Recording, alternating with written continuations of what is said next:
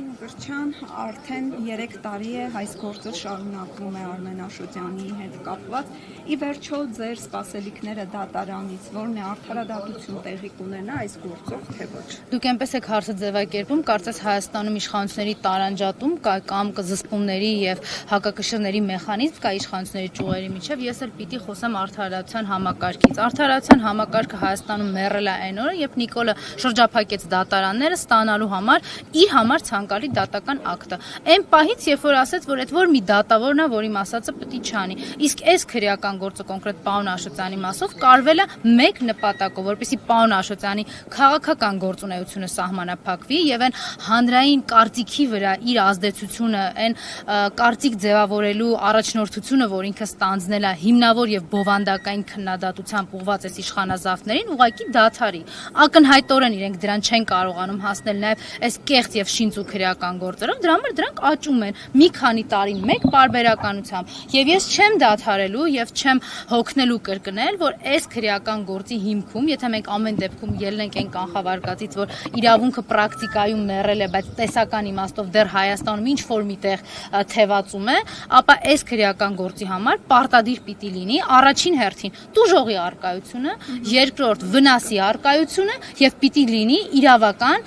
հետևանք որևէ մեկի որոշման արդյունքում։ Հիմա պարոն Աշոտյանի դատական նիստերի ընթացքում Փառք Աստծո հրապարակային եւ ձեր միջոցով նաեւ հասանելի, այո, եւ ձեր միջոցով նաեւ հասանելի մեր հասարակությանը շատ կոնկրետ եւ շատ ուղիղ ասվել է, որ չկա տուժող այս գործով, դա ամրագրված է այլևս այս դատական նիստերի արձանագրությունների մեջ։ Երկրորդը չկա պատճառված վնաս ոչ մասնավոր անձանց, ոչ պետությանը եւ որևէ այլ շահի։ Դա եւս ամրագրված է այս դատական նիստերի արձանագրություններով եւ Փառք Աստծո տեսանելի է մեր հասարակությանը։ Ինչի է շարունակվում այս քրեական գործը։ Մի պարզ պատճառով, որովհետեւ խոսքը արդարադատական process-ների մասին չի, այլ խոսքը Նիկոլի ասած ոնց էր ասում, այդ վնգստացող դատավորների իջեցրած հանձնարարականի մասին է, այն SMS-ով, որը որ ազատվում է այս երկրում իբր դատավորների անկախությունն ու ինքնուրույնությունը երաշխավորող բարձրագույն դատական խորհրդի նախագահան։ Բայց դատավորներին դուք լսել եք, որ այս դատավորների ժողով էր տեղի ունենում ընդհանուր եւ մեր գործընկերները հարցեր էին ուղղել, մասնավորապես Նիկոլ Փաշինյանի հայտարարությունների վերաբերյալ եւ նշում են, որ իհարկե իրենք Նիկոլ Փաշինյանին չեն մեկնաբանելու եւ իրենք անում են իրենց գործերը, որևէ մեկը իրենց SMS չի կարող ուղարկել։ Այդ SMS-ի առկայության մասին խոսել է հենց Նիկոլը, փաստորեն իրանք Նիկոլին են հերքում, կարծում ես իրենց հարաբերակցությունը թող մնա իրենց մեկնաբանման տիրույթում, իսկ դուք ինչ էիք ակնկալում, ուզում էիք, որ Նիկոլը հպատակ իրավապահ համակարգը գա հենց այն դատավորը, որ պիտի կառավարության շենքում գտնվող պատահաբար հենց ընտրված դահլիճում արված նիստի ժամանակ վերցներ իրան, թե մի անգամից գար այստեղ ինչ որ օպերատիվ հետախուզական միջոցառումների անվան տակ ուղղակի պոլին տապալեր, ասֆալտին փռեր, ոնց որ Նիկոլն էր ասում, ասֆալտը լիզել տար հերթական դատավորին։ Դուք մոռացել եք, թե մի քանի տարի առաջ ինչպես էր դատավորին քաշում գցում էին պատուհանից դատարանի եւ վերջ, դա նորմալ էր Նիկոլ Փաշինյանի համար։ Կամ ընկալում են իմաստով, որ դատավորները այսօր կարող են ինչ որ անկախության կամ երաշխիքների մասին խոսել, մի քանի տարի առաջ ողջ դատական համակարգի մակագրման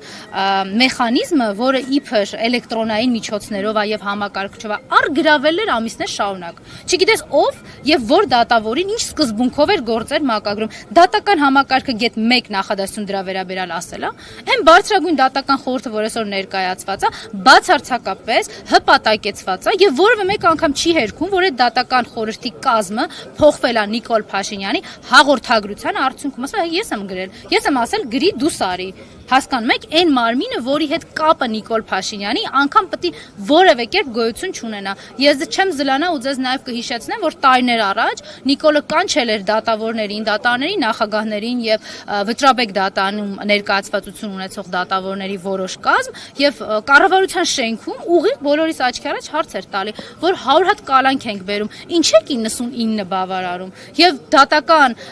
համակարգի այդ անկախ անաչառ ներկայացուցիչները Նիկոլ Փաշինյանի առաջ արդարանում էին ու ասում էին, սենց բան էլ չի կրկնվի, սրանց հետո կլինի 100-ից 100-ը։ Հիմա երբ որ քննիչը եւ դատախազը գալիս են այս դատարան, այնտեղ է որ ոչ գործապետ, ոչ մեղադրանքապետ, ոչ հիմնավորվածությունապետ, որևէ դատավոր ավելորդություններ իրան նիկոլական